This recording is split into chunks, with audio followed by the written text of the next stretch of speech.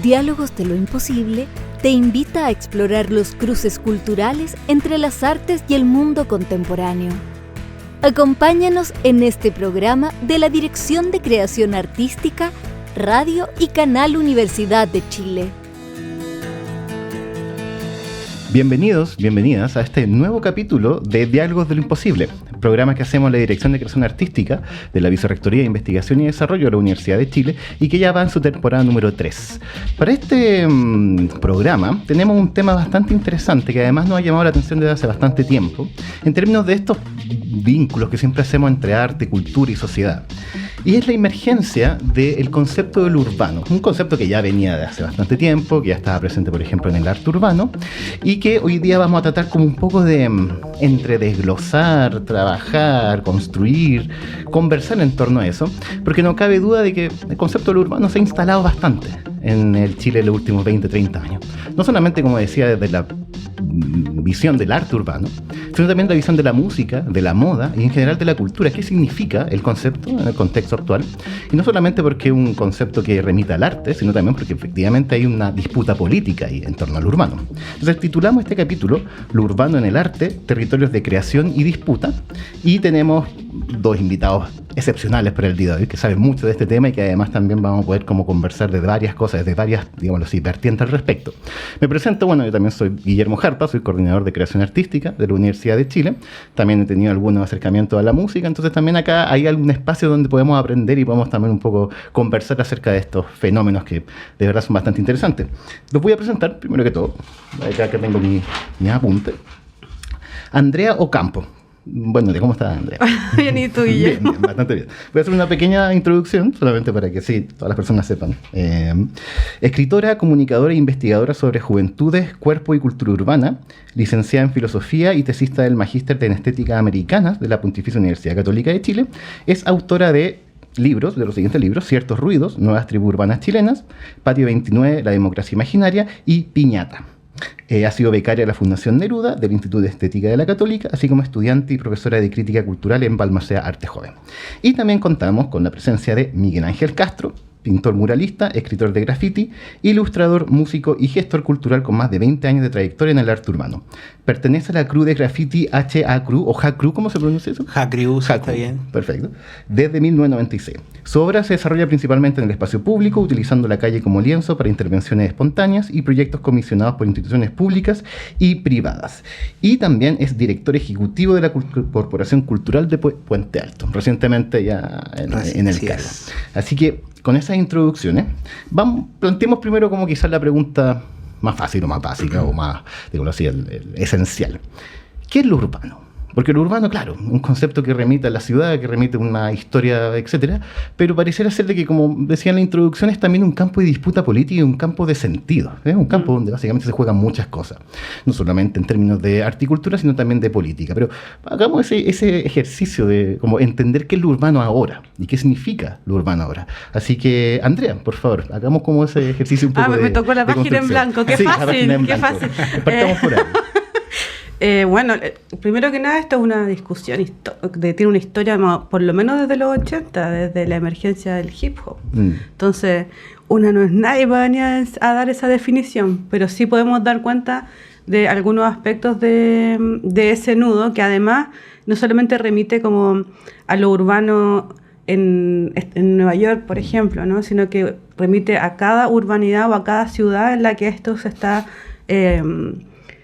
realizando o activando, ¿no? Porque lo urbano en Chile no es lo mismo que lo urbano en Ciudad de México, ni lo mismo que lo urbano en Nueva York. O sea, la historia y las comunidades que se ensamblan, digamos, en esta ciudad o en esta urbanidad tienen temporalidades, rituales, orígenes, prácticas culturales, comen distinto, disfrutan, gozan distinto.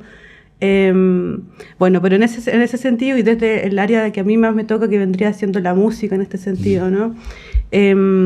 La música urbana pareciera que fuese un abanico donde cabe de todo. Y esa es parte de la problemática, porque te cabe el reggaetón, el trap, el drill, el funk, o sea, el R&B, lo que sea. Y entonces es como un black hole en lo que, bueno, aquí viene el cantante urbano y uno en verdad dice, bueno, es urbano porque viene de Santiago o es urbano porque es uno de todas estas cosas, ¿no? Hay una disputa histórica que tiene que ver con la categoría de música urbana, que yo creo que es súper importante decirla, y que tiene que ver específicamente con músicas creadas por afrodescendientes, como el dembow, ¿no? En el que muchos de los pensadores y de los intelectuales que han trabajado sobre este término se quejan y dicen que esto es una tapadera para no decir que es música racializada, ¿no? Entonces música urbana sería esta categoría que se le pone para blanquear estas músicas y por lo tanto capitalizarlo y venderlo. O sea, es más fácil ser consumida bajo esa categoría que otorgarle el valor histórico y simbólico que le corresponde a esa música, que es también lo que ha pasado de alguna manera con el reggaetón, ¿no? Claro. Hay una cosa interesante, porque uno podría decir también que el urbano pareciera exceder la categoría de género. Podría ser, no sé, una estética, podría ser como incluso una experiencia contemporánea.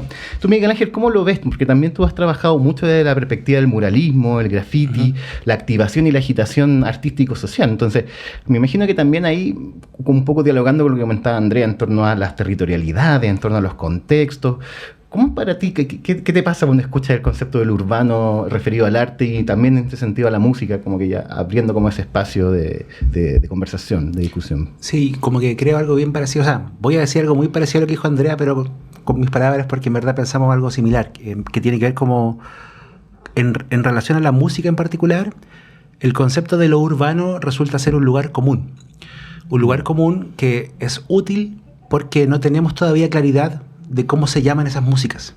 O si bien tenemos claridad de cómo se llaman esas músicas, no tenemos claridad de dónde se encausan.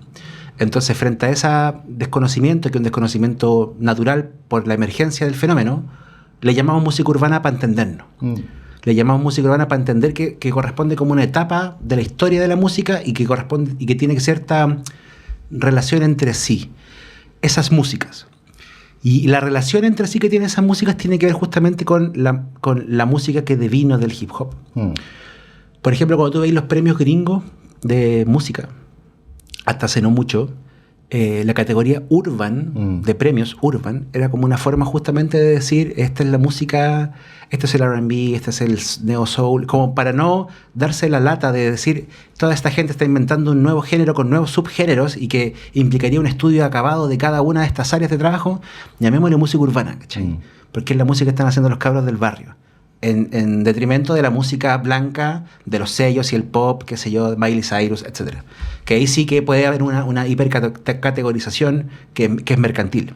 Claro. Pero en estricto rigor, el concepto de lo urbano resulta ser un lugar común para entendernos.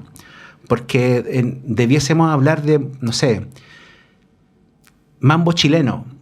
¿Qué tiene que ver el Forest con, no sé, la soulfía? Pero es música urbana, ¿cachai? El mambo chileno, muy flaite. Soulfía no es tan flaite, no es nada de flaite, de hecho, pero sí es música urbana ambas cosas, ¿cachai? ¿Y qué los une? Pareciera ser que lo que los une es esta raíz en común frente a la cultura hip hop, como digamos, desde una perspectiva como de movimiento madre, entendiendo como un gran curso de la historia, que ha cambiado desde la hegemonía del rock, que ha pasado a la hegemonía de la cultura negra del hip hop. El rock gobernó culturalmente durante 50 años, digamos, desde los Beatles en adelante. Yo no digo que el rock haya dejado de existir, pero sin duda desde como la emergencia del hip hop y de su copamiento en los lugares como de mayor importancia cultural, la cultura que ha devenido luego del hip hop es hija del hip hop. El trap es hijo del hip hop. El reggaetón es hijo del hip hop de alguna forma también. Y así con todas las otras músicas urbanas. De alguna forma tiene un poquito de aquello, tiene un poquito de esa semilla dentro de sí mismo. Entonces eso sería lo que los une. Y pasa lo mismo, y de dónde viene también de alguna forma como el símil con el arte, con el arte visual. Yo encuentro una similitud en el uso de la palabra urbano con lo que sucede con el street art, que también es un lugar común para describir una explosión de artistas que surgieron desde el graffiti, otra vez el hip hop, que no sabíamos muy bien lo que eran entre sí y qué cosas los unía, y que había mucha diferencia entre ellos, pero pareciera ser que había algo que los unía. Esa unión nunca fue tan clara en el street art. Claro, o sea, cuando uno habla de lo urbano en el arte, la palabra, no sé, la ocupaba Le Corbusier, ¿cachai? O los arquitectos de la Bauhaus también hablando de una urbanidad, ¿cachai? Pero no es eso. Es más cercano, cuando uno habla de música urbana, de la forma en que uno aborda el concepto, es más cercano a la idea del graffiti y el street art en la música. No sé, pues tú veis una escultura en la calle de un militar de bronce, y en estricto rigor también es arte urbano porque está en la calle, ¿cachai? Claro. Pero no es eso. Nos referimos a un modo de producción. Nos referimos a un modo de producción, y ese modo de producción tiene una cierta lógica. Tiene una lógica como etaria, tiene una lógica de clase muchas veces. Y ese modo de producir cosas genera una ruptura. Y en eso te encuentro razón, porque en verdad es la lucha de las hegemonías ideológicas. ¿Qué es lo que gobierna hoy día la juventud? ¿Lo gobiernan los riffs de guitarras? ¿Lo gobiernan los 808 de los sintetizadores? Claro. ¿Qué es lo que gobierna el ritmo, digamos? Y hoy en día lo que gobierna el ritmo es lo que llamamos música urbana. Claro, que igual está muy vinculado al dembow, por ejemplo, vinculado al reggaetón rítmicamente. Y uno puede dejar de pensar un poco en lo que comentaban, por ejemplo, la historia del blues. ¿En qué sentido? O sea, como el blues, como acá el abuelo del rock.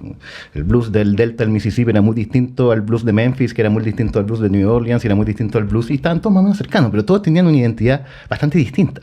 Pero en un momento como que se genera, digámoslo así, la apropiación del blues, y termina siendo el rock que después desarrolla los Beatles, los Rolling Stones, y después para adelante. Parece ser que en la música urbana también uno podría hacer eso desde el hip hop, incluso también desde el house. O sea, el house también era parte, nace en el contexto urbano en Detroit, y nace también en comunidades afroamericanas marginalizadas, y nace también como de esas ganas de hacer cosas con los nuevos instrumentos que estaban emergiendo.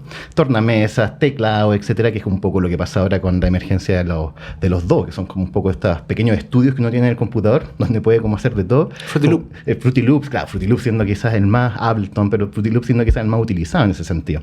Entonces, igual hay una relación bien interesante ahí con la tecnología y con la identidad también. Al final como que son identidades que se van conformando, se van haciendo. ¿Cómo lo ven ahí en términos también de la experiencia, no solo nacional, sino también latinoamericana? Lo que ha significado para Latinoamérica también la explosión un poco de esto, parecía un poco esta idea de las comunidades que van como asumiendo quizás sus modos de producción, apropiándose de sus propios modos de producción. Eso como lo ven ahí en términos de histórico. Bueno, creo que no vamos a disentir demasiado con lo que con Castro, pero efectivamente la música urbana tiene un elemento muy propio y que tiene que ver con este cruce entre modos de producción, ¿no? Como la democratización de la tecnología al momento de crear, ¿no? Que eso que pasó ya hace un rato desde la llegada de Internet, básicamente, ¿no? Aquí a Latinoamérica. También tiene que ver con cuál es la generación o quiénes son las personas que están quienes están utilizando, digamos, estas plataformas, estos software, y quienes están utilizando, por lo tanto, o renovando esas estéticas, ¿no? Ya sean sonoras como visuales, ¿no? No estoy pensando necesariamente como en los murales en este caso, sino que estoy pensando más bien en la escena propiamente tal del reggaetón, ¿no? Que al mismo tiempo de que se apropia de un sonido, digamos, afrocaribeño, ¿no? Porque el reggaetón chileno lo que hace es una readaptación, una reinterpretación de esos sonidos, que efectivamente siguen un sonido base, ¿no? El tam, tutam, ya, bueno, todo lo que ya sabemos, digamos, ya. Hacen uso, lo reinterpretan y le dan un sonido propio, una lírica propia, utilizan palabras chilenas, se hace... se profundiza, digamos, en una identidad muy local y muy singular que vendría siendo, creo yo creo que vamos a estar de acuerdo con los flaites, ¿no? Que además es un espíritu local que lleva años de siglos desarrollándose, ¿no? No solamente ahora, sino que yo recuerdo desde muy chica haber visto Venga Conmigo y ver El Malo, ¿cachai? El Malo era la actualización de ese pastiche. El Pato Malo, que era como... Del Pato Malo, ¿no? Y que antes, cuando más joven, era el Pelusa, hoy estamos llenos de pelusas, ¿no? Y que finalmente representan... ¿Qué es lo que representa un pelusa? Es un flaite chico, el pato feo, que le dice el Jordan 23, ¿no? Que son infancias o adolescencias empobrecidas que tratan de buscar a través de, como pueden, un modo de sobrevivencia, básicamente, ¿no? Y que en algún momento eso se encontró en el pillaje, estamos hablando de mucho tiempo atrás, ¿no? En la mendicidad también, en los trabajos esforzados, no sé, desde las ferias o cuestiones locales, Después también ocurrió todo este boom de los jugadores de fútbol y así han empezado a ocurrir estas carreras como no formales y hoy día la música representa esa salida, ¿no? Como un modo, quizás con la música la hago, quizás con la música tengo un ascenso social y eso lo hacen desde sí mismos, desde su propia identidad, no diciendo yo soy flight, sino que haciéndolo. Yo creo que la reafirmación de esa identidad colectiva y territorial y comunitaria, porque no todo el que hace reggaetón es flight, ¿no? hay que también decirlo, ¿no? Se hace a posteriori, no es como yo ya soy el más flight, entonces yo hago reggaetón, sino que una vez que tú ya comienzas a utilizar todas estas herramientas que tienen que ver con la música, con el sonido, con la lírica, con el imaginario, ¿no? Con la estética, con el ensayo frente al espejo, ¿no? Con el presentarte de repente en el gimnasio que tenía al lado, la cancha que tenía al lado, en el colegio, ¿no? O hacer tus bases, o mezclar, ¿no? Una vez que ya empezaste a hacer todo eso, comenzaste a desarrollar no necesariamente una identidad, sino que un personaje que dialoga con esa identidad de la que todos sabemos más o menos de qué se trata y nos toca de cerca, somos vecinos de ese imaginario, ¿no? Claro, como una identidad, hay una cosa muy interesante ahí también, quizás como, no, solamente un poco para discutir, no sé, para una pequeña polinización, pero pareciera ser que también como ahí, llamemos ya, la estética del urbano, la estética como un sistema de signos y también de sensibilidades, en ese sentido. Parece ser que la estética del urbano tiene varias contradicciones bien interesantes. Por un lado es muy comunitaria y colaborativa, porque tiene que ver también con, digámoslo así, los contextos, las comunidades, los territorios, etcétera. Y también tiene este lado bien ostentoso, eso. Muchas gracias. Ostentoso, que también quizás se vincula más a una suerte como de prefiguración neoliberal del sujeto. Como la idea también de que, ya, este es el sistema competitivo en el que vivo, la tengo que hacer como sea. El futbolista tiene un poco de eso, el músico, digamos, lo tiene también. Entonces, pareciera ser que también es un poco signo y señal de los tiempos actuales, jugando también con esta idea de cómo no es solo música lo que aquí está en juego, es una cultura, es una forma de sobrevivencia y también una forma de emergencia del sujeto, de aparición, de ostentación, también de resistencia, ¿eh? No, yo creo que no se la da. Yo creo que la comunidad del reggaetón, yo no sé qué pensáis al respecto, ¿no? Pero yo creo que en el reggaetón, aunque parezca contradictorio, yo creo que hay resistencia. Incluso como en todo esto de la ostentación, yo creo que vivimos en una sociedad. Pero vivimos en un momento como en el que está muy castigado que las personas de abajo puedan tener cosas, ¿no? Porque inmediatamente sobre esa comunidad existe la sospecha, teniendo o no teniendo las cosas, solo que teniendo las cosas le pica algo a alguien y dice, pero ¿de dónde? Entonces, ya, partamos por eso. Pero resulta que la cultura de hip hop viene ostentando bling bling, por ejemplo, desde hace siglos, desde los 80 por lo menos, ¿no? Y a través de programas de MTV llegan a Latinoamérica, por ejemplo. O sea, es parte de lo que nuestros papás, comillas, veían cuando eran jóvenes, entonces no es ninguna novedad este fenómeno, y creo que además el hecho de que un cabro flight, un cabro de Pobla, ¿no? Del pantano, como ellos dicen, tenga un bling bling real, porque Casa Distinto es un bling bling, por ejemplo, falsificado, como el cuello verde, ¿no? Como que tiene otras marcas, otras señas. Claro. Puede parecer ridículo, puede decir quién se cree este gallo, bueno, tiene un elemento de estatus también, pero de alguna manera dice, mira, lo que yo hice me dio esto, y no le trabajé a nadie. Cuando la sociedad lo que te está enseñando es que tú tenés que agachar la cabeza como tu papá lo hizo y quedar precarizado para el resto suya como tu papá hasta el día de hoy, esperando como una fila para ser atendido en el hospital, ¿cachai? Y él, a cambio, encontró otra manera de surgir adelante y de tener un ascenso social que él lo evidencia en este tipo de ostentaciones que son súper castigadas, ¿cachai? Y de alguna manera yo siento que esa ostentación le pelea a estas lógicas de dominación a través del trabajo, el del ser... El bling bling dice, yo no soy mano de obra barata. Y me parece que esa es la tremenda resistencia, aunque no esté hecho desde la lucha, aunque no esté hecho desde lo panfletario, ¿no? Es un gesto de ostentación un poco desde la vanidad, pero que también te dice cosas que son súper políticas, creo yo. Una suerte como de anarquismo, no sé cómo lo ahí como un anarquismo capitalista. Sí. Claro. A mí me gusta más hablar de como en este contexto, como de, prefiero como circundar lo que consideraríamos una estética flight, diferenciándola de una estética urbana, entendiendo la estética urbana más como una construcción mercantil, sobre todo hoy en día. Pero pasa que la Andrea tiene razón en el sentido de que la cultura hip hop venía haciendo esta extensión desde hace mucho tiempo. Pero hay una diferencia hoy en día en que, como dije hace un momento, esta cultura hoy en día es la hegemónica. Si bien en ese momento la cultura del hip hop era muy importante, no era la cultura hegemónica. Hoy en día la cultura hegemónica es la cultura urbana. ¿Y por qué resulta importante, digamos, esta forma de hacer? Voy un poquito más para atrás y digo, cuando habían bandas de rock, me gusta harto como entenderlo así, porque creo que es bastante pedagógico cuando uno entiende como la hegemonía de las ideas y cómo van cambiando, ¿no? Cuando uno tenía una banda de rock, para poder hacer una banda de rock tenéis que tener guitarra, tenéis que tener amplificadores, y la guitarra y los amplificadores son caros. Entonces, por lo general, las bandas de rock eran de gente cuica. Pentagram, qué sé yo, cuicos, ¿cachai? Increíbles, ¿cachai? Increíbles músicos, pero son gente de una situación más acomodada. Cuando surgieron los computadores y Fruity Loop y etcétera, permitió que tu casa de tu pueblo, en tu bloque, también pudiese ser un estudio de grabación, ¿cachai? Y eso, por extensión, hizo que los flaites pudieran acceder a un espacio de creación cultural que tenían vetada hasta antes de eso. Eso pasó con el hip hop también. El hip hop en Chile, Portavoz, los Panteras Negras, qué sé yo, también producían sus propias cosas, ¿cachai? Pero no era la cultura hegemónica. Esa es la diferencia.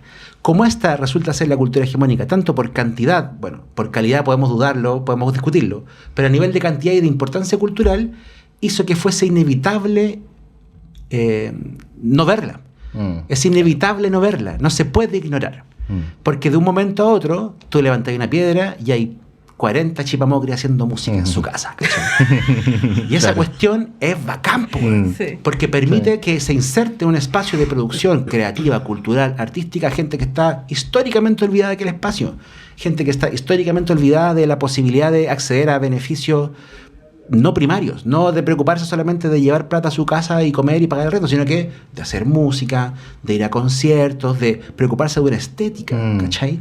Todas esas cosas pasan porque sin que quisiéramos y de forma casi espontánea, de un momento a otro, en un momento muy rápido de Chile, pasamos de tener muchísimos músicos que estaban fuera de cualquier órbita.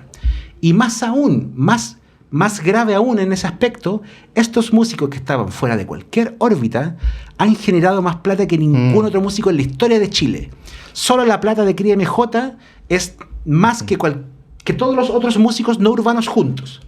Y eso hace que sea inevitable no invitarlos a la radio, no hacer que participen del programa cultural. A mí me da mucha risa, por ejemplo, cuando invitan al Jordan, al Marcianeque, a las radios de los conglomerados, cómo esos panelistas que vienen de otra realidad social se incomodan porque no saben cómo cresta hablar a los cabros, porque los cabros como que se los pasean, ¿cachai?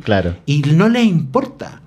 Y hablan de otra manera, no son cultos, no tienen educación formal, y eso incomoda a todo el mundo. Y esa incomodidad es la raja. Esa incomodidad es una contradicción. Y tienes razón, el trap en particular, yo no sé si hay una música más capitalista que el trap.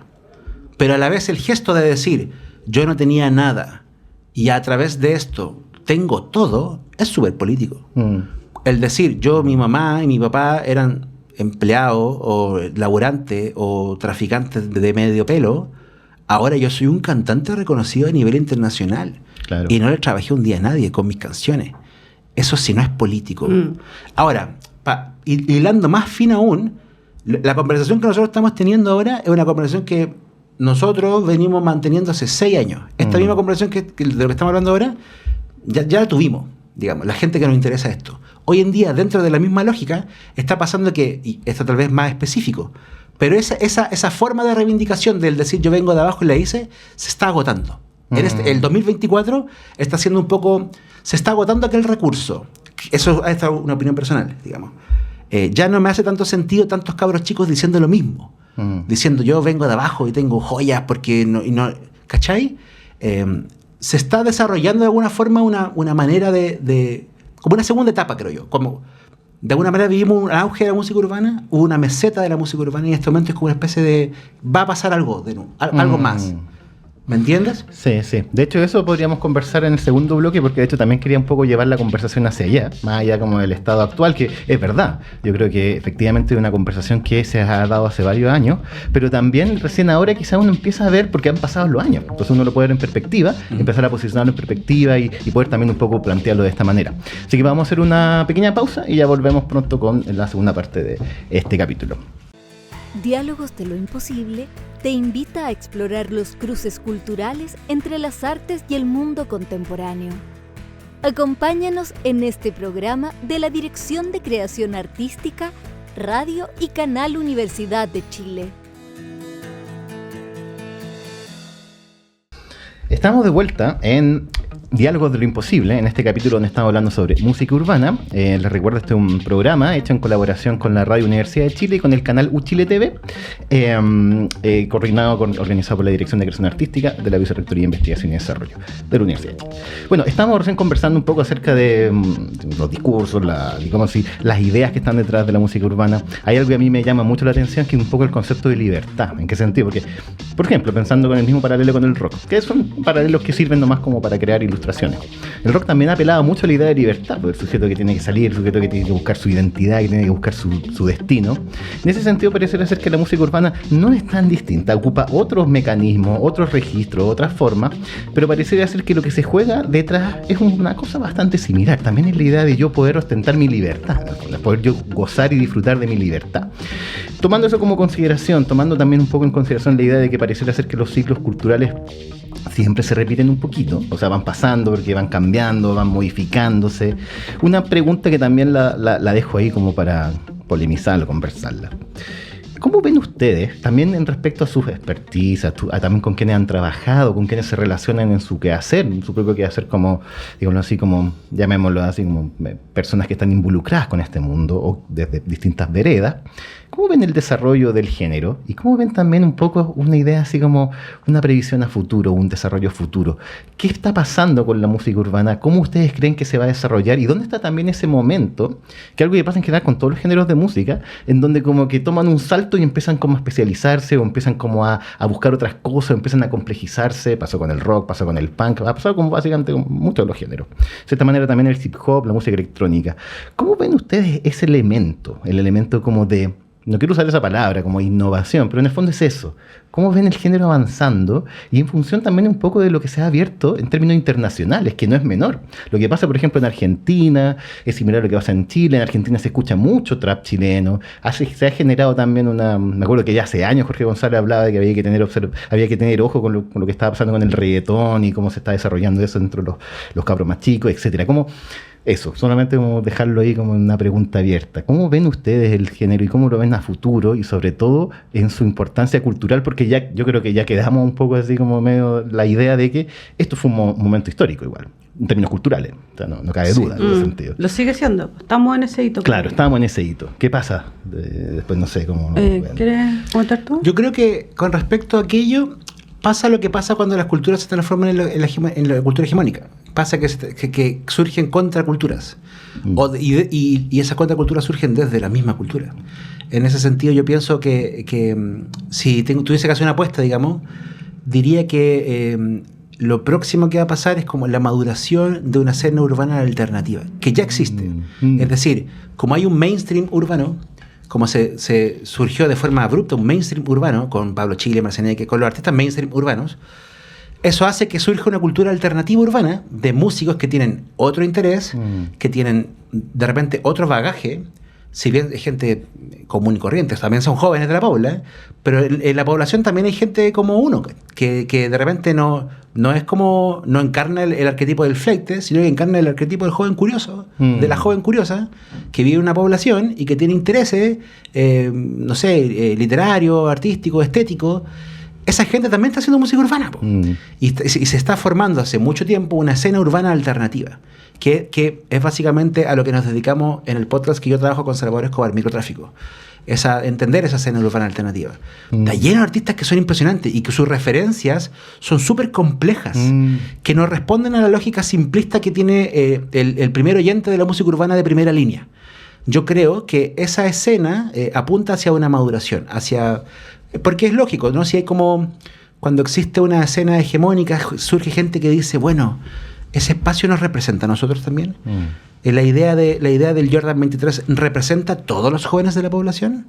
Entonces esos jóvenes que no se sienten representados por esa idea, pero que sí se sienten representados como por el momento, generan su propia cultura, que es una cultura side, alternativa a la oficial, y esa cultura es riquísima. Te podría nombrar 500 músicos que yo digo son espectaculares, ¿cachai? Y que nos suenan como al uso, no responden de repente al canon de la música urbana, pero es música urbana. Eso creo yo, como primer idea, digamos. Yo por mi lado como que soy súper poco agorera de las cosas que pueden suceder. No es que te lo digo porque yo podría soñar, ¿no? Pero creo que la historia del reggaetón y de la música urbana en nuestro país, pero también afuera, me ha enseñado a mí a no hacer ningún tipo de apuesta. Porque la velocidad en la que esto se desarrolla es rapidísima. O sea, en algún momento, como lo mencionaba en algún momento, lo decíamos un poquito antes en este intervalo, ¿no? Como decíamos, Marcianeque, el ícono del reggaetón chileno, y de repente se nos fue para abajo Marcianeque, y ahí quedaron todas las apuestas. Entonces, y además que esto también significa un peso para los cabros, como que uno les esté poniendo esas fichas encima, uno dice, bueno, la gente está hablando de mí, tengo que responder a eso, y yo creo que esa presión les hace daño, como la incidencia en la escena musical desde afuera, desde los que comentamos, los que escribimos, los que investigamos. Yo más bien invitaría a todo el mundo que hace esas cosas alrededor, en los márgenes, digamos, de la misma escena, a no hacerlo. No, de verdad, porque siento que es un modo de mantener, de cuidar eso que está ocurriendo ahí, ¿no? Esa burbuja creativa, porque estamos hablando de adolescentes, de jóvenes, ¿no? De 20 años. Sí. No es una exageración lo que estoy diciendo, tienen esa edad. Que además trabajan con sus padres, que además los padres tratan de subsanar todos los baches que van apareciendo en el camino con las herramientas que ellos tienen y el conocimiento que ellos tienen en términos digitales, en términos técnicos, en términos profesionales.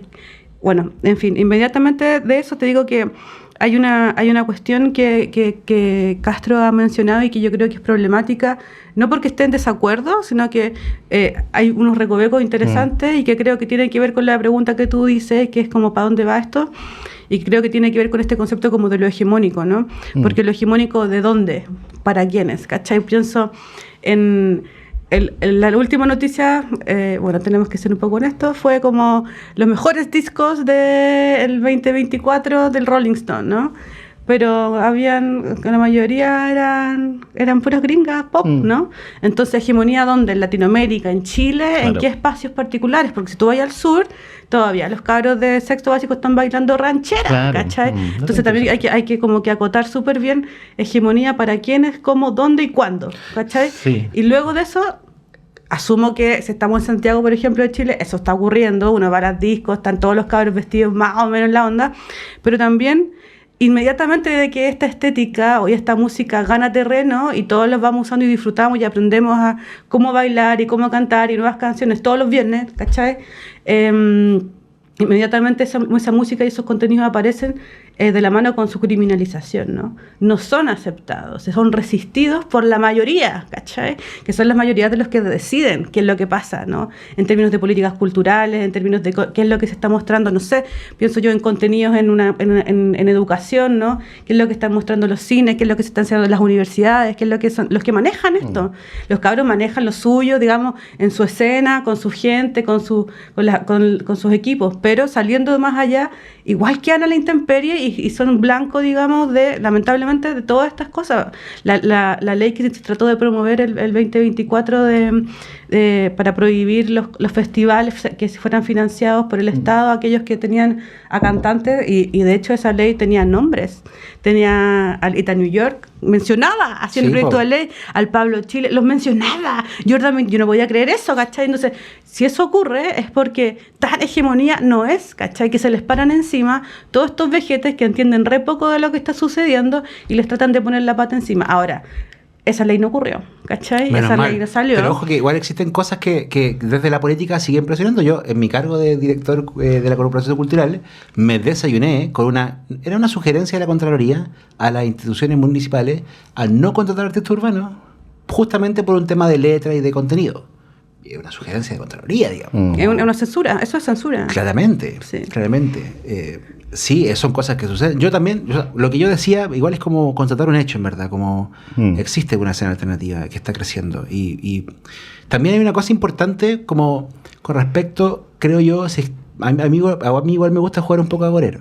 Me gusta como tratar de tirar como líneas de lo que puede pasar en virtud del análisis de la Valorio. Claro. Creo también, y lo hemos constatado, que hay un recrudecimiento de los flaites, de la idea de los flaites, dentro de los propios flaites que hacen música. Te lo explico. Cuando surgió Marcianeque sonaba ultra flaite. Ultra flaite. Pero el año siguiente salió el Jordan 23. Claro. Y el Jordan 23 hacía lucir a Marcianeque como un peluchito. Claro. Y ahora Marcianeque es una persona muy tierna. Juliano Sosa. El Juliano Sosa no es tan flaite. O sea, sí es flaite, pero no es tan flaite en la línea de los flaites que estoy tratando de escribir. Luego, después del Jordan 23, apareció un weón como el Piero 47, que hace lucir al Jordan 23 como un weón no tan flaite. Entonces, tal vez el próximo año sale un weón que haga lucir al Piero 47 como un weón no tan flaite. Entonces, como que hay un recrudecimiento de los flaites dentro de la música, tal vez como un reducto. Como un espacio como, aquí no me tocan, ¿cachai? Este es mi espacio y yo tengo una lógica propia dentro de este espacio. Y esa idea, yo constato como cada año se recrudece. Y se recrudece como en todo sentido. O sea, yo escuchaba, bueno, un ejemplo que no es chileno, pero escuchaba una tiradera de John Chimmy, un cantante puertorriqueño, que hizo una tiradera así, pero como a Anuel y a 15 personas más de la música.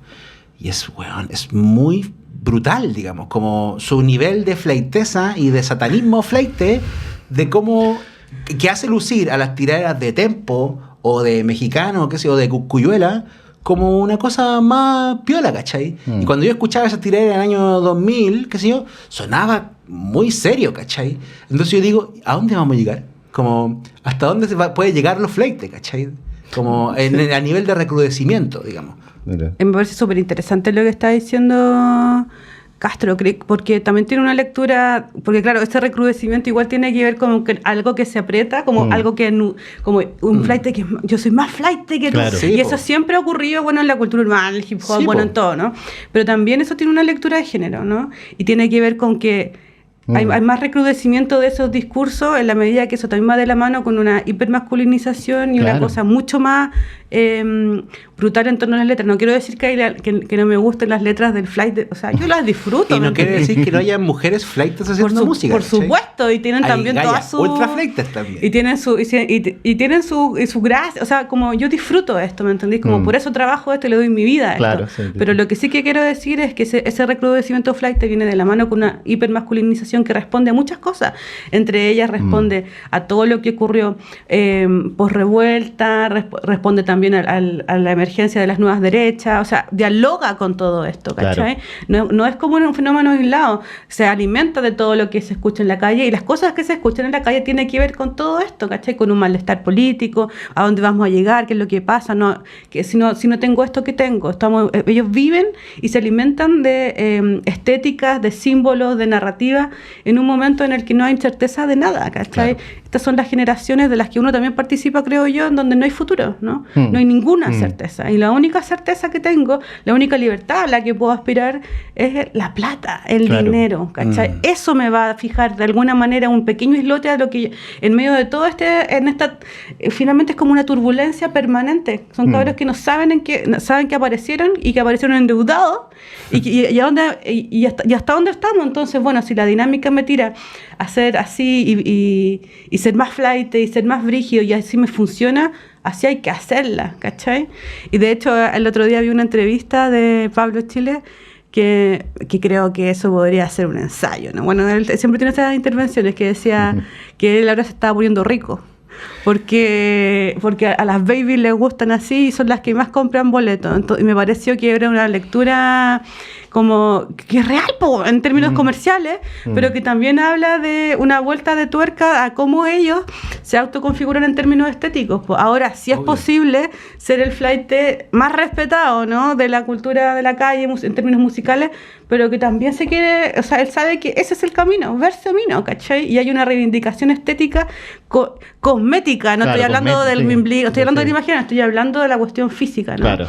Y eso yo creo que también va a empezar a ahondar, porque si ya empezó en Pablo en Chile, yo digo, esto no termina, ¿cachai? Como no, porque de alguna manera él está legitimando eso, ¿cachai? Que está bien, o sea, eso ocurre en todo el mundo, uno ve youtubers de 20 años que están entero operados, ¿cachai? No hay ninguna noticia, solo que ahora lo estamos viendo como en términos de clase.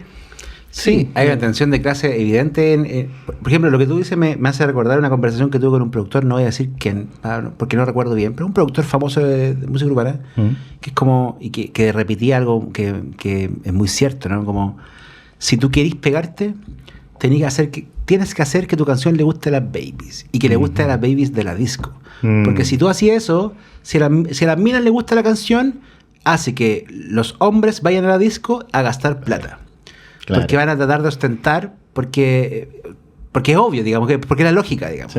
Entonces, si le gusta a las minas, la canción, si le gusta a las minas en la disco, le va a gustar a los locos, y si le gusta a los locos, ya bingo, ¿cachai? Claro. Ya pegaste, ¿cachai?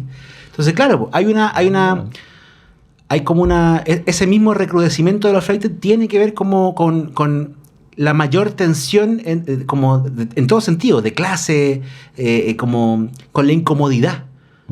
La respuesta de los flaites tiene que ver con la incomodidad también, como de sentirse incómodo frente a la sociedad. Entonces uno reacciona como cuando un león lo acechan, digamos, como que uno reacciona violentamente frente a esta sociedad que te oprime.